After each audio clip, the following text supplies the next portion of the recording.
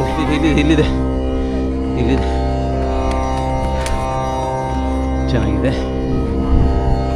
ನೋಡಿ. ಅಲ್ಲಿ ಗೋಪುರ ಕಾಣಿಸ್ತಾ ಇದೆಯಲ್ಲ, ಅಲ್ಲಿಂದ ನಡ್ಕೊಂಡು ಹಂಗಿಂದ ಬಂದು ಹಂಗೋಗಿ ಹಿಂಗಿಂದ ಬರಬೇಕು. 15 ವರ್ಷದಿಂದ ಅರ್ಚಕರು ಭಾರದ್ವಾಜ ಮುನಿಗಳು ತಪಸ್ಸು ಮಾಡಿರುವಂಥ ಪುಣ್ಯಕ್ಷೇತ್ರ ನೋಡಿ ಇಲ್ಲಿದೆ.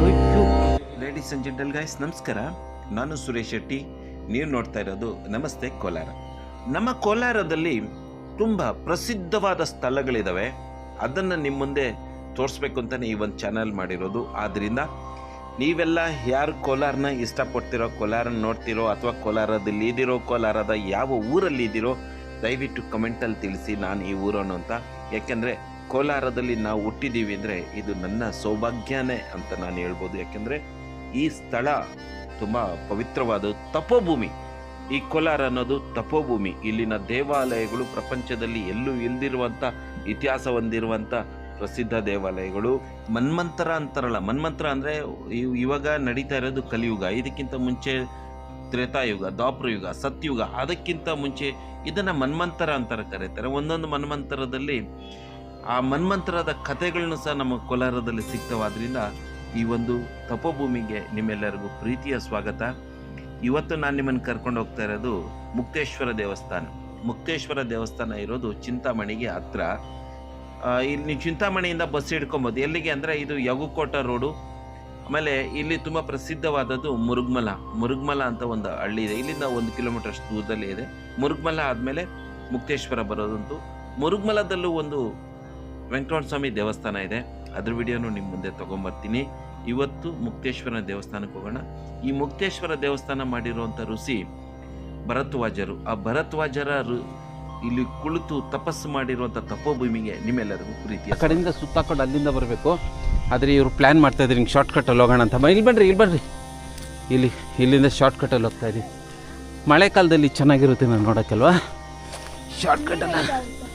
ಶಾರ್ಟ್ಕಟ್ಟಲ್ಲಿ ಹೋಗ್ತಾ ಇದ್ದೀವಿ. ಚೆನ್ನಾಗಿದೆ ದಾರಿ.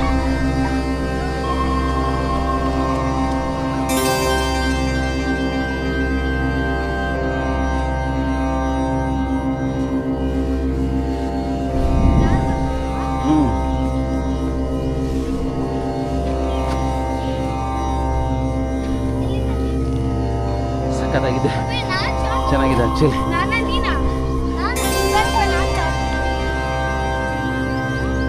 ಇಲ್ಲಿ ಗಂಟ ಬಂದ್ಬಿಟ್ವಿ. ಇಲ್ಲಿಂದ ದಾರಿ ಐತೆ ಇಲ್ಲೋ ಗೊತ್ತಿಲ್ಲ, ಬರೋದೇನೆ ಬಂದಿದ್ದೀವಿ. ಚೆನ್ನಾಗಿದೆ, ಸಖತ್ತಾಗಿದೆ ಒಟ್ಟಿನಲ್ಲಿ.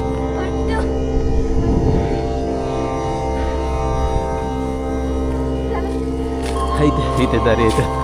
ಶಾರ್ಟ್ಕಟ್ಟಲ್ಲಿ ಬಂದ್ಬಿಟ್ವಿ.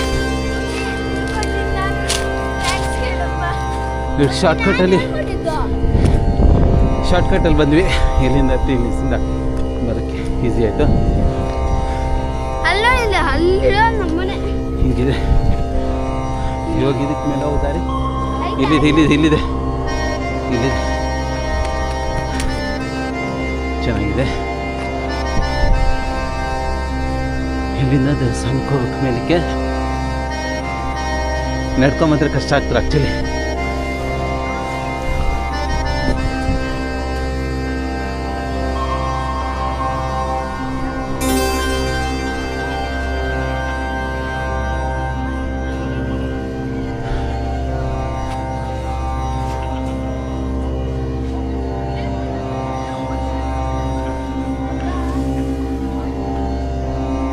ಶೌಚಾಲಯ ಇಲ್ಲಿದೆ, ಸ್ವಚ್ಛವಾಗಿದೆ.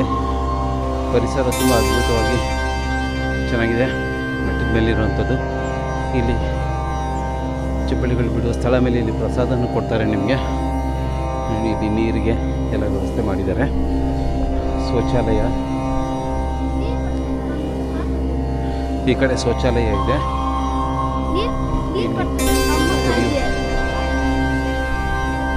ನೋಡಿ ಇಷ್ಟು ಒಳ್ಳೆ ಪ್ಲೇಸ್ ಮಿಸ್ ಮಾಡ್ಕೊತಾ ಇದ್ದೀರ ಬಂದಿಲ್ಲ ನೋಡಿ. ಅಲ್ಲಿ ಗೋಪುರ ಕಾಣಿಸ್ತಾ ಇದೆಯಲ್ಲ, ಅಲ್ಲಿಂದ ನಡ್ಕೊಂಡು ಹಂಗಿಂದ ಬಂದು ಹಂಗೋಗಿ ಹಿಂಗಿಂದ ಬರಬೇಕು. ನನ್ನ ಮಕ್ಕಳು ನನಗೆ ಅಲ್ಲಿಂದ ಶಾರ್ಟ್ಕಟ್ ತೋರಿಸೋದು, ಅಲ್ಲಿಂದ ಹತ್ಕೊಂಡು ಈ ಕಡೆ ಬಂದುಬಿಟ್ಟಿದ್ದೀನಿ. ನೀರಿದೆ, ಅದರಲ್ಲಿ ನೀರಿದೆ. ಈ ಕಡೆ ಶೌಚಾಲಯಕ್ಕಿದೆ. ಇಲ್ಲಿ ಕುಡಿಯುವ ನೀರು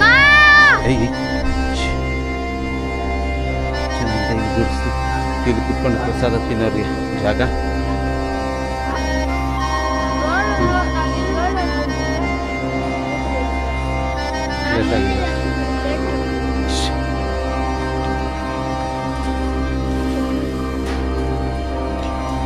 ಇಲ್ಲಿ ಪ್ರಸಾದ ವಿತರಣೆ ಮಾಡುವಂಥ ಸ್ಥಳ ಸ್ವಚ್ಛಂದವಾಗಿ ಕ್ಲೀನಾಗಿದೆ. ಕೇಳೋಣ ಇಲ್ಲಿ ಏನೇನಿದೆ ಅಂತ. ಮೊದಲನೇ ಬಾರಿ ಇಲ್ಲಿ ಬಂದಿದ್ದೀನಿ. ಅಂಕಲ್ ನಮಸ್ಕಾರ. ಇಲ್ಲಿ ಏನೇನಿದೆ ನೋಡುವಂಥದ್ದು? ದೇವರು ಫಸ್ಟ್ ದೇವ್ರ ದರ್ಶನ, ಆಮೇಲೆ ನೀವು ನೋಡೋಂಥದ್ದು ಇಲ್ಲೆಲ್ಲ ಸಿಗುತ್ತೆ. ಅದ್ಭುತವಾದ ಪರಿಸರ. ಪ್ರಧಾನ ಅರ್ಚಕರು ಅವರು ಸುಮಾರು 15 ವರ್ಷದಿಂದ ಇದ್ದಾರೆ. ನಮಸ್ಕಾರ ಸ್ವಾಮೀಜಿ. 20-25 ವರ್ಷದಿಂದ ಅರ್ಚಕರು ಈ ಕ್ಷೇತ್ರಕ್ಕೆ. ಮಾತಾಡೋಣ, ವಿಷಯಗಳೆಲ್ಲ ತಿಳ್ಕೊಳ್ಳೋಣ, ಅದೆಲ್ಲ ನೋಡ್ಕೊಂಬರೋಣ. ಒಮ್ಮೆ ಆಲದ ಮರ ನೋಡಿ, ತುಂಬ ಚೆನ್ನಾಗಿದೆ. ಭರದ್ವಾಜ ಮುನಿಗಳು ಇಲ್ಲಿದ್ರಾ? ತಪಸ್ಸು ಮಾಡಿರುವಂಥ ಸ್ಥಳ. ಭರದ್ವಾಜ ಮುನಿಗಳು ತಪಸ್ಸು ಮಾಡಿರುವಂಥ ಪುಣ್ಯಕ್ಷೇತ್ರ ನೋಡಿ, ಇಲ್ಲಿದೆ. ಅಯ್ಯೋ,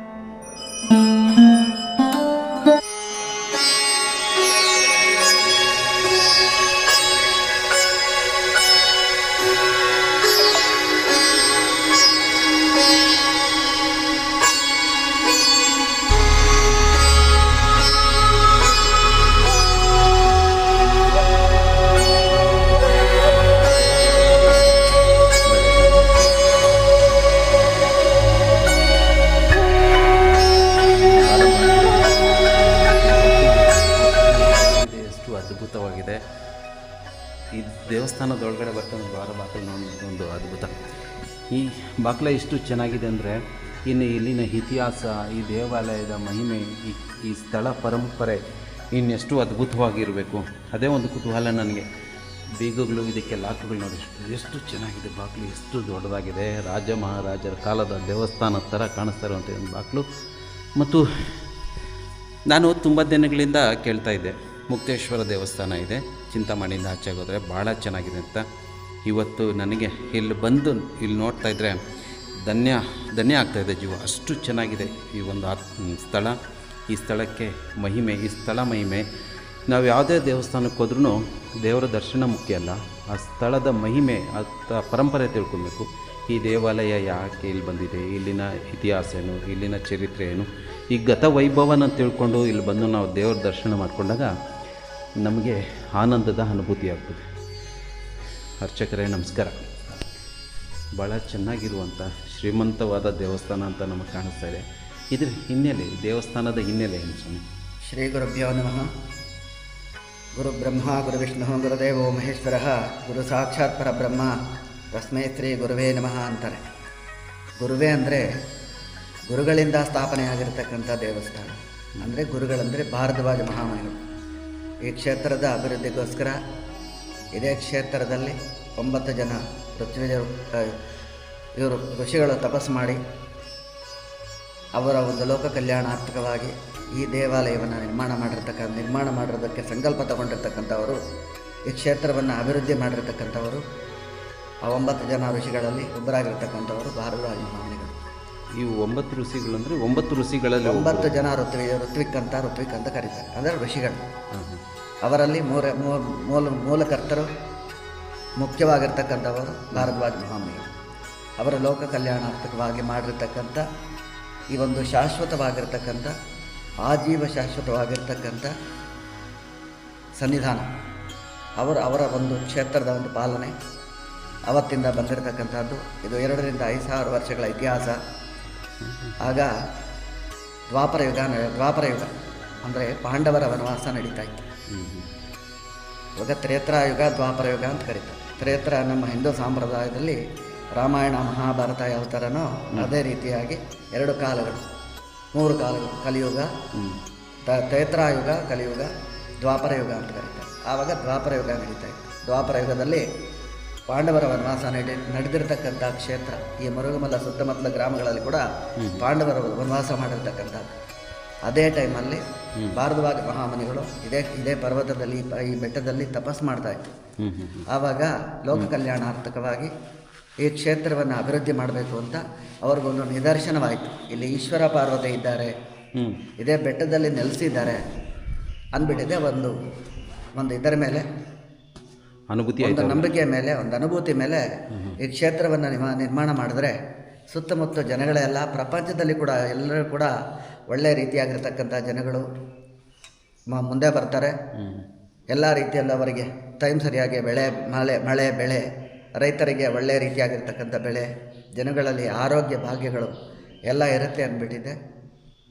ಸಂಕಲ್ಪವನ್ನು ಮಾಡಿಕೊಂಡು ಆಗ ಪಾಂಡವರ ಮಧ್ಯವನಾಗಿರ್ತಕ್ಕಂಥ ಅರ್ಜುನನ ಕೈಯಲ್ಲಿ ಒಂದು 5 ರೀತಿಯಾಗಿ ಲಿಂಗಗಳನ್ನು ಧರಿಸಿ, ಆ ಲಿಂಗದಲ್ಲಿ 3ನೇ ಲಿಂಗ ಅಂತ ಇಲ್ಲಿ ಪ್ರತಿಷ್ಠಾಪನೆ ಮಾಡಿ, ಆ ಲಿಂಗವನ್ನು ಅದೇ ರೀತಿಯಾಗಿ ಜೋಪಾನವಾಗಿ ಕಾಪಾಡಿ, ಆಗಿಂದನೇ ಮಹಾನುಭಾವನಿಗೆ ಆ ಕಾಲದಿಂದನೇ ಅಭಿಷೇಕ, ಪಂಚಾಮೃತಾಭಿಷೇಕ, ರುದ್ರಾಭಿಷೇಕಗಳನ್ನು ಮಾಡಿ, ನಮ್ಮ ಮಾನವರಿಗಿಂತ ಮಾಡ್ತಕ್ಕಂಥ ಋಷಿವರಿಯರ ಪೂಜೆಗಳು ಜಾಸ್ತಿ. ಅವರ ಪೂಜೆಯಲ್ಲಿ ತುಂಬ ಪವರ್ ಇರುತ್ತೆ. ಆವಾಗಿಂದ ಮಾಡಿರ್ತಕ್ಕಂಥ ಪೂಜೆಗಳೇ ಅದೇ ರೀತಿಯಾಗಿ ಈ ಕಾಲದಲ್ಲೂ ದ್ವಾಪರ ಯುಗದ ಹಾಗೆ ಕಲಿಯುಗ ಬಂದರೂ ಕೂಡ ಅದೇ ರೀತಿಯಾಗಿ ಶಾಶ್ವತವಾಗಿ ನಡೀತಕ್ಕಂಥ ಪೂಜೆಗಳು ನಡೀತಾನೆ ಇದೆ. ಆವಾಗ ಅಲ್ಲಿ ಆ ಭಾರದ್ವಾಜ ಮಹಾಮನಿಗಳು ಅರ್ಜುನನ ಕೈಯಲ್ಲಿ ಆ ಲಿಂಗವನ್ನು ಪ್ರತಿಷ್ಠಾಪನೆ ಮಾಡಿಸಿ, ಇನ್ನು ಅವರೊಬ್ಬರೇ ಇದ್ದರೆ ರುದ್ರನಾಗಿ ನಿಂತ್ಕೊಂಡ್ಬಿಡ್ತಾರೆ. ಅದಕ್ಕೋಸ್ಕರ ಅವರು ಶಾಂತಮೂರ್ತಿ ಆಗಿರಬೇಕು, ಹೌದಲ್ವಾ? ಶಾಂತಮೂರ್ತಿ ಆಗಿರ್ಬೇಕಂದ್ರೆ ಅವರ ಅರ್ಧಾಂಗಿ ಆಗಿರ್ತಕ್ಕಂಥ ಅರ್ಧನಾರೀಶ್ವರಿ ಪ್ರಸನ್ನ ಪಾರ್ವತಿ, ಸರಿ ಅಲ್ಲಿದ್ದಾರಲ್ಲ ಪಕ್ಕದಲ್ಲಿ ಪ್ರಸನ್ನ ಪಾರ್ವತಿ, ಅವರಲ್ಲಿ ಅವರ ಮಕ್ಕಳಲ್ಲಿ ಅಗ್ರಜರಾಗಿರ್ತಕ್ಕಂಥ ಮಹಾಗಣಪತಿ, ವಿದ್ಯಾಗಣಪತಿ, ಎಲ್ಲ ದೇವಗಣಕ್ಕೆ ಅಧಿನಾಯಕನಾಗಿರ್ತಕ್ಕಂಥ ಮಹಾಗಣಪತಿ, ಮತ್ತು ಅವರ ಕನಿಷ್ಠ ಪುತ್ರನಾಗಿರ್ತಕ್ಕಂಥ ಬಾಲಸುಬ್ರಹ್ಮಣ್ಯ. ಹೌದು, ಆ ಬಾಲಸುಬ್ರಹ್ಮಣ್ಯ ಅಂತ ಒಂದು ಸಪರಿವಾರ ಅಂತ ಮಾಡಿದ್ದಾರೆ. ಪರಿವಾರ ದೇವರುಗಳಿಲ್ಲ, ಪರಿವಾರ ದೇವತೆಗಳು ಅಂತ ಇರಬೇಕು ಇಲ್ಲಿ. ಯಾಕಂದರೆ ಬರ್ತಕ್ಕಂಥ ದಂಪತಿಗಳಿಂದ ಹಿಡ್ಕೊಂಡು ಚಿಕ್ಕ ಮಕ್ಕಳಿಂದ ಹಿಡ್ಕೊಂಡು ದೊಡ್ಡವರು ಕೂಡ ಒಳ್ಳೆಯದಾಗಬೇಕು. ಆ ರೀತಿ ಎಲ್ಲ ರೀತಿಯಲ್ಲಿ ಒಳ್ಳೆಯದಾಗಬೇಕು ಅಂತ ಒಂದು ಸಂಕಲ್ಪ ಮಾಡಿಕೊಂಡು ಎಲ್ಲರಿಗೂ ಒಳ್ಳೆಯದಾಗಲಿ ಅಂದ್ಬಿಟ್ಟಿದೆ, ಒಂದು ಸಪರಿವಾರ ಅಂತ ಮಾಡಿದ್ರು. ಅದೇ ರೀತಿಯಾಗಿ ವಿಶೇಷವಾಗಿರ್ತಕ್ಕಂಥದ್ದು ನಂದಿ ಮತ್ತು ಭೃಂಗಿ. ಎಲ್ಲ ಶಿವಾಲಯಗಳಲ್ಲೂ ಕೂಡ ಸಾಮಾನ್ಯವಾಗಿ ನಂದೀಶ್ವರ ಇರ್ತಾನೆ, ಇಲ್ಲ ಭೃಂಗೀಶ್ವರ ಇರ್ತಾನೆ. ಇಲ್ಲಿ ಇಬ್ಬರು ಇರೋ ಥರ ಮಾಡಿದ್ದಾರೆ. ಯಾಕಂದರೆ ಎರಡೂ ಕೂಡ ಶ್ರದ್ಧೆ ಮತ್ತು ಭಕ್ತಿಯ ಸೂಚನೆಗಳು.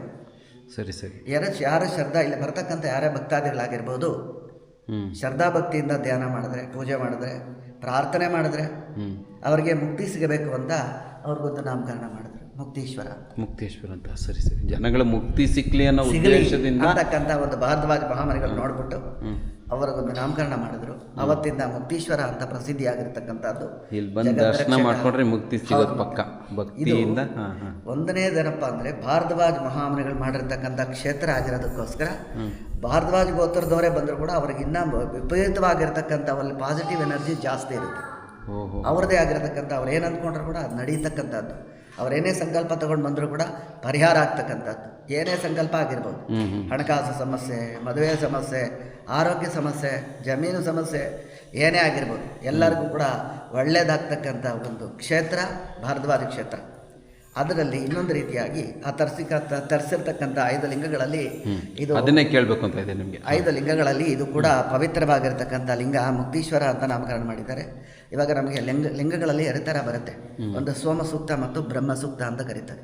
ಈ ಬ್ರಹ್ಮ ಸೂಕ್ತಕ್ಕೆ ವಿಶೇಷವಾಗಿರ್ತಕ್ಕಂಥ ಅಭಿಷೇಕ, ಅಲಂಕಾರಗಳು ತಗೊಳ್ತಕ್ಕಂಥ ಶಕ್ತಿ ಈ ಲಿಂಗಕ್ಕೆ ಇರ್ತಕ್ಕಂಥದ್ದು.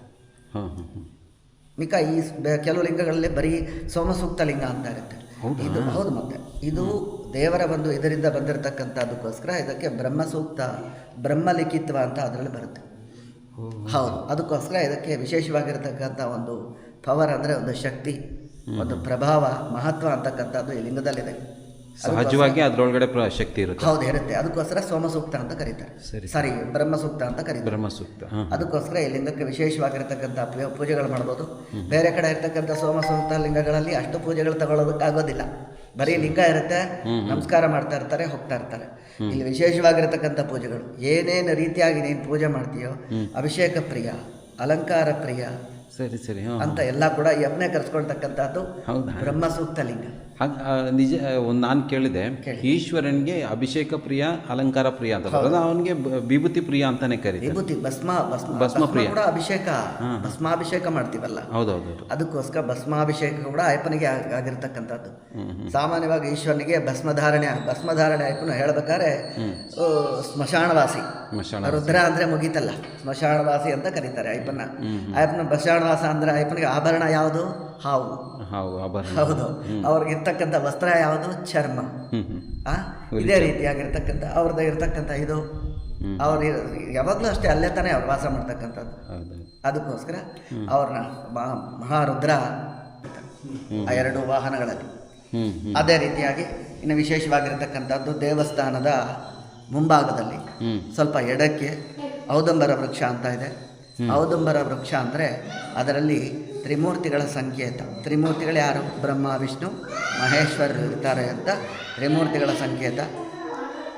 ಅದಕ್ಕೋಸ್ಕರ ಅದರಲ್ಲಿ ದತ್ತಾತ್ರೇಯ ಸ್ವಾಮಿಗಳು, ತ್ರಿಮೂರ್ತಿಗಳ ಸಂಕೇತವಾಗಿರ್ತಕ್ಕಂಥ ದತ್ತಾತ್ರೇಯ ಸ್ವಾಮಿಗಳು ಅದರಲ್ಲಿ ಇರ್ತಾರೆ. ನಾವೇನೇ ಕೋರಿಕೆ, ನಾವು ಬರೀ ಅತ್ತಿ ಮರ ಅಂತ ಕರಿತೀವಿ. ಅತ್ತಿ ಮರ ಅಲ್ಲ ಸರ್, ಅದು ತ್ರಿಮೂರ್ತಿಗಳ ಸಂಕೇತ ಔದುಂಬರ ವೃಕ್ಷ. ಹೌದು, ಅದನ್ನು ಔದಂಬರ ವೃಕ್ಷ ಅಂತ ಕರೀತಾರೆ. ಅದಕ್ಕೇನಪ್ಪ ಅಂದರೆ ಕೊಟ್ಟಿರ್ತಕ್ಕಂಥ ಸಂಕಲ್ಪವನ್ನು ಸ್ವೀಕಾರ ಮಾಡ್ತಕ್ಕಂಥದ್ದು. ಇವಾಗ ಏನೋ ಒಂದು ಸಂಕಲ್ಪ ತೊಟ್ಟು ಬಂದರೆ ನಮಗಿದು ಸಮಸ್ಯೆ ಇದೆ ಅಂದರೆ ಆ ಸಂಕಲ್ಪವನ್ನು ತಗೊಳ್ಕೊಳ್ತಕ್ಕಂಥ ಶಕ್ತಿ ಆ ಮರಕ್ಕಿದೆ. ಅದ್ಭುತ. ಹೌದು. ಆ ಮರದಿಂದ ಭಗವಂತನ ಆದೇಶ ಆಗುತ್ತೆ, ಭಗವಂತನಿಂದ ಅವ್ರಿಗೂ ಒಳ್ಳೇದಾಗುತ್ತೆ. ಆ ಭಗವಂತ, ಇವಾಗ ನಾವೇನು ಮಾಡ್ತೀವಿ, ನಾವು ಸಮಸ್ಯೆ ಹೇಳ್ಕೊಂಡು ಅಲ್ಲಿ ಕಟ್ತೀವಿ ಅಷ್ಟೇ. ಅದನ್ನು ಅದನ್ನು ನೋಡ್ಕೊಳ್ತಾ ಸಂರಕ್ಷಣೆ ಮಾಡ್ತಕ್ಕಂಥ ಇದು ಆ ವೃಕ್ಷಕ್ಕುಂಟು. ಅದನ್ನು ಪರಿಹಾರ ಮಾಡ್ತಕ್ಕಂಥ ಗುಣ, ಇದು ಶಕ್ತಿ ಭಗವಂತನಿಗೆ ಉಂಟು. ಸರಿ, ಇವಾಗ ನಮ್ಗೆ ಅರ್ಥ ಆಗ್ತದೆ ಯಾಕೆ ನಾವು ಪ್ರಕೃತಿಯನ್ನು ಇಷ್ಟು ಪೂಜೆ ಮಾಡ್ತೀವಿ, ಒಂದು ಮರಕ್ಕೆ ನಾವು ಯಾಕೆ ಅಷ್ಟು ಗೌರವ ಕೊಡ್ತೀವಿ. ನೋಡಿ, ನಮ್ಮ ಕಷ್ಟಗಳನ್ನು, ನಮಗೆ ಬೇಕಾಗಿರೋದನ್ನ ಒಂದು ಮರಕ್ಕೆ ಕೇಳ್ಕೊಂಡ್ರೆ ಆ ಮರ ನಮಗೆ ರೆಕಮೆಂಡ್ ಮಾಡುತ್ತೆ. ತುಂಬ ಅದ್ಭುತ ಸ್ವಾಮಿ. ಈ ಕಲ್ಪನೆನೇ ಅದ್ಭುತ. ಹಿಂದೂ ಧರ್ಮದ ಒಂದು ಪ್ರಕೃತಿ ಜೊತೆಗೆ ಬದುಕುವಂಥದ್ದು. ಮರ ಗಿಡಕ್ಕೆ ಯಾಕೆ ಪೂಜೆ ಮಾಡ್ತಾ ಇರೋ ಅಂತ ಹೇಳಕ್ಕೆ ಒಳ್ಳೆ ಉದಾಹರಣೆ ಕೊಟ್ಟರೆ, ನಾವು ಯಾಕೆ ಮರಕ್ಕೆ ಪೂಜೆ ಮಾಡ್ತೀವಿ, ಯಾಕೆ ಮರನ ಹೊಡೆದಾಕ್ಬಾರ್ದು ಅಂತ ಹೇಳ್ಕೊಡೋದು ಇದೆಯಲ್ಲ, ಅದ್ಭುತ. ಒಳ್ಳೆ ಮಾತು ಹೇಳ್ಕೊಟ್ರೆ. ಅದಕ್ಕೋಸ್ಕರ ವೃಕ್ಷ ಅನ್ನೋದು ವೃಕ್ಷ ಥರ ನೋಡಬಾರ್ದು, ಭಗವಂತನ ಒಂದು ಸ್ವರೂಪ ಅಂತ ನೋಡಬೇಕಾಗಿ ಬರುತ್ತೆ. ಅದಾದ ಮೇಲೆ ಆಚೆ ಕಡೆ ಇರ್ತಕ್ಕಂಥ ನವಗ್ರಹಗಳು, ಎಲ್ಲ ಕಡೆ ಇರ್ತಕ್ಕಂಥ ನವಗ್ರಹಗಳು ಇಲ್ಲಿ ಕೂಡ ಇದೇ ರೀತಿಯಾಗಿದೆ. ಅಲ್ಲಿ ಕೂಡ ಪ್ರತಿ ವಾರ, ಪ್ರತಿ ವರ್ಷ, ಪ್ರತಿ ತಿಂಗಳು ಕೂಡ ವಿಶೇಷವಾಗಿರ್ತಕ್ಕಂಥ ಪೂಜೆಗಳು ನಡೆಯುತ್ತೆ, ಅಭಿಷೇಕಗಳು ನಡೆಯುತ್ತೆ. ಅತಿ ಹೆಚ್ಚಿನ ಸಂಖ್ಯೆಯಲ್ಲಿ ಭಕ್ತಾದಿಗಳು ಬರ್ತಾರೆ. ಇಲ್ಲಿ ತುಂಬ ಜನ ಬರ್ತಾರೆ. ವಿಶೇಷವಾಗಿ ಕಾರ್ತೀಕ ಮಾಸ ಅಂತಾರೆ. ಕಾರ್ತೀಕ ಮಾಸದಲ್ಲಿ ತಿಂಗಳ ಪೂರ್ತಿ ಕೂಡ 4 ಸೋಮವಾರಗಳಲ್ಲಿ ಅತಿ ಹೆಚ್ಚಿನ ಸಂಖ್ಯೆಯಲ್ಲಿ ಭಕ್ತಾದಿಗಳು ಬರ್ತಕ್ಕಂಥ ಕ್ಷೇತ್ರ ಭಾರದ್ವಾಜ ಕ್ಷೇತ್ರದಲ್ಲಿ ವಿಪರೀತವಾಗಿರ್ತಕ್ಕಂಥ ಜನ ಬರ್ತಾರೆ. ಒಂದು ಮಾತು ನಿಮಗೆ, ಈ ಭಾರದ್ವಾಜಗಳು ಇಲ್ಲೇ ಹುಟ್ಟಿದ್ದ ಇಲ್ಲ ಬೇರೆ ಕಡೆಯಿಂದ ಬಂದಿಲ್ಲ? ಇಲ್ಲೇ ಇರ್ತಕ್ಕಂಥವರು ಭಾರದ್ವಾಜ ಮಹಾಮನಿಗಳು. ಇದರಲ್ಲಿ ಇದನ್ನು ಬರೀ ನಾವು ಹುಟ್ಟಿರ್ತಕ್ಕಂಥದ್ದು ಅಂತ ಹೇಳೋಷ್ಟಿಲ್ಲ. ಸಪ್ತ ಋಷಿಗಳಲ್ಲಿ ತಪಸ್ಸು ಮಾಡಿರ್ತಕ್ಕಂಥ ತಪೋಭೂಮಿ. ಸಪ್ತ ಋಷಿಗಳು ತಪಸ್ಸು ಮಾಡಿರೋಂಥ ತಪೋಭೂಮಿ ಇದು. ಹೌದಾ? ಇದರೊಳಗೆ ಏನೋ ಒಂದು ಮಹತ್ವವಾಗಿರ್ತಕ್ಕಂಥ ನಿಗೂಢವಾಗಿರ್ತಕ್ಕಂಥ ರಹಸ್ಯ ಇದೆ ಈ ಬೆಟ್ಟದಲ್ಲಿ. ಹೌದು. ಮತ್ತೆ ಇವಾಗ ನೋಡಿ, ಕೆಳಗಡೆ ಗಂಗೆಯಲ್ಲಿ ನೀರು ಬರುತ್ತೆ, ಬಸವೇಶ್ವರನ ಬಾಯಲ್ಲಿ ನೀರು ಬರ್ತಕ್ಕಂಥದ್ದು. ಹೌದು. ಮತ್ತೆ ಅದು ಅದೆಲ್ಲಿದೆ? ಇಲ್ಲೇ ಸರ್, ಕೆಳಗಿದೆ. ಅದು ಆ ಜೀವ ಶಾಶ್ವತವಾಗಿ ಬರ್ತಕ್ಕಂಥದ್ದು. ಈ ಭೂಮಿ ಸೃಷ್ಟಿ ಆದವಾಗಿಂದ ಆ ನೀರು ಬರ್ತಾ ಇರ್ತಕ್ಕಂಥದ್ದು. ಅದೆಲ್ಲಿಂದ ಬರ್ತಾ ಇದೆ ಅಂತ ಗೊತ್ತಿಲ್ಲ. ಇದೇ ನಮ್ಮ ಪರ್ವತ ಪ್ರದೇಶದಿಂದ ಬರ್ತಕ್ಕಂಥದ್ದು. ಎಲ್ಲಿಂದ ಬರ್ತಾ ಇದೆ ಅಂತ ಯಾರಿಗೂ ಗೊತ್ತಿಲ್ಲ. ತುಂಬ ಪ್ರಯತ್ನ ಪಟ್ಟಿದ್ದಾರೆ, ಶ್ರಮ ಪಟ್ಟಿದ್ದಾರೆ, ಸೋತಿದ್ದಾರೆ. ಹೌದು, ಮತ್ತೆ ತುಂಬ ಪ್ರಯತ್ನ ಪಟ್ಟಿದ್ದಾರೆ, ಆಗಿಲ್ಲ. ಅದಕ್ಕೋಸ್ಕರ ನಿಗೂಢವಾಗಿರ್ತಕ್ಕಂಥ ರಹಸ್ಯ ಗಂಗಾ ಜಲ, ಪವಿತ್ರವಾಗಿರ್ತಕ್ಕಂಥ ನೀರು. ಅದಕ್ಕೇನು ಹೇಳಿದ್ದಾರೆ ಅಂದರೆ ಒಂದೇ ಅರ್ಥ, ಕಾಶಿ ತೀರ್ಥ ಅಂತ ಕರೀತಾರೆ. ಕಾಶಿ ತೀರ್ಥ. ಹೌದು. ಮತ್ತೆ ಕಾಶಿಯಿಂದ ಬರ್ತಕ್ಕಂಥದ್ದನ್ನು ಕಾಶಿ ತೀರ್ಥ, ಅದು ಅಲ್ಲಿಂದನೇ ಬರ್ತಾ ಇದೆ, ಭಗವತ್ ಸಂಕಲ್ಪದಿಂದ ಬರ್ತಾ ಇದೆ. ಅದು ನಿಲ್ಲೋ ಅಂತ ಇದೆ, ಸಮಾವೇಶನೇ ಇಲ್ಲ. ಅದು ನಿಂತಿದೆ ಅಂದರೆ ಪ್ರಪಂಚ ಪ್ರಳಯ ಆಗುತ್ತೆ ಅಂತ ಹೇಳ್ತಾರೆ ಸರ್. ಅದನ್ನು ಯಾಕಂದರೆ ಯಾವಾಗ ಅದು ನಿಲ್ಲುತ್ತೋ ಅಲ್ಲಿಗೆ ಭೂಕಂಪಗಳಾಗ್ಬೋದು, ಬೇಕಾದ್ರೂ ಸುನಾಮಿಗಳಾಗ್ಬೋದು. ಹೌದು. ಯಾಕಂದರೆ ಭಗವಂತನ ಒಂದು ಸ್ವರೂಪ ಅದು. ಭಗವಂತನ ಸೃಷ್ಟಿ ಮಾಡಿರ್ತಕ್ಕಂಥದ್ದು. ವರ್ಷದ 365 ದಿನ, ದಿನದ 24 ಗಂಟೆ ಒಂದೇ ರೀತಿಯಾಗಿ ಬರ್ತಕ್ಕಂಥ ಗಂಗಾ ಜಲ ತುಂಬ ಪವಿತ್ರವಾಗಿರ್ತಕ್ಕಂಥದ್ದು. ಅದಕ್ಕೋಸ್ಕರ ಅಷ್ಟೊಂದು ಅದಕ್ಕೆ ಮಹತ್ವ ಇದೆ. ಅದಕ್ಕೋಸ್ಕರ ಅದನ್ನು ಕಾಶಿ ತೀರ್ಥ ಅಂತ ಕರೀತಾರೆ. ನೋಡಿ, ಆ ನೀರನ್ನು ಸೇವನೆ ಮಾಡಿದ್ರೆ ಬಹಳಷ್ಟು ಕಾಯಿಲೆಗಳು ವಾಸಿ ಆಗ್ತಾ ಇದೆ ಸರ್. ಹೌದಾ? ಹೌದು. ಮತ್ತು ಇಲ್ಲಿ ಹೃದಯ ಸಮಸ್ಯೆ, ಇಲ್ಲಿ ಬರ್ತಾರೆ, ನೀರನ್ನು ಸೇವನೆ ಮಾಡಿದ್ರೆ ಕಾಯಿಲೆ ವಾಸಿ ಆಗುತ್ತೆ. ಎಷ್ಟೋ ಕಾಯಿಲೆಗಳು ಕೂಡ ವಾಸಿ ಆಗ್ತಕ್ಕಂಥ ಕೆಲವು ನಮಗೆ ನಿದರ್ಶನಗಳು ಸಿಕ್ಕಿವೆ. ಅದಕ್ಕೋಸ್ಕರ ಅದಕ್ಕೆ ಕಾಶಿ ತೀರ್ಥ ಅಂತ ಕರೀತಾರೆ. ಬಂದಿರತಕ್ಕಂಥ ಭಕ್ತಾದಿಗಳು ಮುಕ್ತೇಶ್ವರನ ದರ್ಶನ ನಂತರ ಅಲ್ಲಿ ಕೂಡ ಹೋಗ್ತಾರೆ, ಅಲ್ಲಿ ಕೂಡ ದರ್ಶನ ಪಡಿತಾರೆ, ಆ ನೀರನ್ನು ಸೇವಿಸ್ತಾರೆ. ಹೋಮ ಜಪ ದಪ್ಪಗಳಿಂದ ಉದಾಹರಣೆ. ನಡೆಯುತ್ತೆ. ಇತ್ತೀಚೆಗೆ ಯಾವ್ದಾದ್ರು ಒಂದು ಹೊಸದೇನಾದ್ರೂ ಒಂದು ಘಟನೆಯನ್ನು ನೆನಪಿದೆ? ಹೊಸದಾಗಂದ್ರೆ ಅಂತದೇ ನಡೀಲಿ. ಇತ್ತೀಚೆಗೆ ಯಾರನ್ನ ಹೇಳಿದ್ದು? ಒಂದು ಮೃತ್ಯುಂಜಪ ಅಂತ ಮಾಡಿದ್ದಾರೆ. ಅದರಿಂದ ಕೂಡ ಅವರು ಕೂಡ ಇದು ಒಳ್ಳೆಯದಾಗಿದೆ. ಅವರು ಕೂಡ ತುಂಬ ಇದಾಗಿದ್ದರು, ಕಾಯಿಲೆಯಿಂದ ತುಂಬ ಸುಸ್ತಾಗಬೇಕು. ಇಲ್ಲಿಗೆ ಬಂದಮೇಲೆ ಅವರು ಸ್ವಲ್ಪ ಗುಣಮುಖರಾಗಿದ್ದಾರೆ. ಅವರು ಕೂಡ ತುಂಬ ಒಳ್ಳೆಯದಾಗಿದೆ. ಎಷ್ಟೋ ಜನಕ್ಕೆ ಏನು ಇಲ್ಲಿ ಯತ್ನವಿಲ್ಲ ಅನಿಸ್ತು, ಇನ್ನು ನಮ್ಮ ಕೈಯಲ್ಲಿ ಆಗಲ್ಲ, ಜೀವನ ಇಂದನೇ ಪರಿಸರ ಅಂತಂದು ಬೇಸರ ಮಾಡಿಕೊಂಡ್ರು. ಸ್ವಾಮಿ, ನೀವು ಬ್ರಹ್ಮಸೂತ್ರ ಲಿಂಗ ಅಂತ ಹೇಳಿದ್ರಲ್ಲ, ಇದ್ರ ಬಣ್ಣ ಏನಾದರೂ ಬದಲಾಗುತ್ತೆ? ಬಣ್ಣ ಬದಲಾಗ್ತಕ್ಕಂಥದ್ದೇನಿಲ್ಲ. ಹೆಂಗೆ, ಏನಿರುತ್ತೆ ಇದು? ಏನು ಬದಲಾಗಲ್ಲ, ಆ ರೀತಿ ಬಣ್ಣ ಬದಲಾಗುವಂಥದ್ದೇನಿಲ್ಲ. ನಾವು ಮಾಡ್ತಕ್ಕಂಥ ಪರಿಮಳ ದ್ರವ್ಯಗಳಿಂದ ನಮಗೆ ಒಂದು ಗೋಚಾರ ಆಗುತ್ತೆ, ನಮಗೆ ಕಾಣುತ್ತೆ. ಅಭಿಷೇಕ ಮಾಡ್ತಕ್ಕಂಥದ್ದು 3 ಗೆರೆ ಥರ ಅದರಲ್ಲಿ ಕಾಣುತ್ತೆ. ಅದೇ ಬ್ರಹ್ಮಸೂಕ್ತ. ನಾವು ನೀವು ಅಭಿಷೇಕ ಮಾಡ್ತಾ ಇರ್ಬೇಕಾದ್ರೆ ಆ ದ್ರವ್ಯಗಳನ್ನು ಬ್ರಹ್ಮಸೂಕ್ತದ ಮಹತ್ವ ಅದು. ಹೌದಾ? ಬ್ರಹ್ಮಸೂಕ್ತ ಲಿಂಗದಲ್ಲಿ ಇರ್ತಕ್ಕಂಥ ಮಹತ್ವನೇ ಅದು. ಎಲ್ಲ ಲಿಂಗಗಳಲ್ಲೂ ಆ ಥರ ಬರಲ್ಲ. ಸೋಮಸೂಕ್ತದಲ್ಲಿ ಆ ಥರ ಬರೋದಿಲ್ಲ. ಬರೀ ಪ್ಲೈನ್ ಒಂದೇ ರೀತಿಯಾಗಿರ್ತಕ್ಕಂಥ ಲಿಂಗ. ಇದು ಆ ಥರ ಕಾಣಕ್ಕಿಲ್ಲ.